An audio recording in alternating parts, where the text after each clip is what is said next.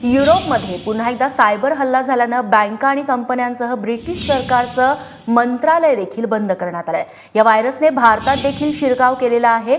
वैभव परब आमचे प्रतिनिधी आपल्यासोबत आता आहेत। वैभव, भारतात कशा पद्धतीने याचा इफेक्ट बघायला मिळतोय?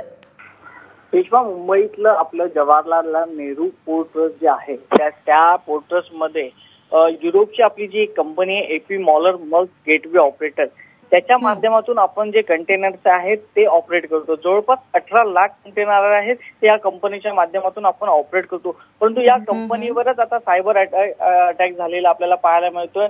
त्यामुळे आता संपूर्ण JNPT आहे ते पूर्णपणे ठप्प झालेलं आहे। कंटेनर कुठून कुठे हलवायचे, कुठून कुठे शिफ्ट करायचे, अशा प्रकारची जी ऑपरेटिंग सिस्टीम असते ती आता पूर्णपणे बंद पडलेली आहे। आणि याचा फटका आहे मुंबईलाच नव्हे तर संपूर्ण देशाला बसणार आहे, कारण त्या देशातलं सर्वात मोठं JNPT पोर्ट म्हणून मुंबईकडे पाहिलं जातं।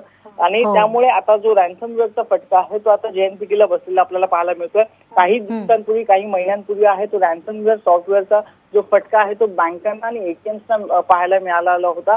आणि आता यानंतर आता JNPTला फटका बसलेला आहे। त्यामुळे याचा नक्कीच नुकसान आहे ते मुंबईकरांचं आणि देशवासियांचं होणार आहे। रेश्मा, निश्चित वैभव, धन्यवाद तू दिलेल्या सगळ्या सविस्तर माहितीबद्दल।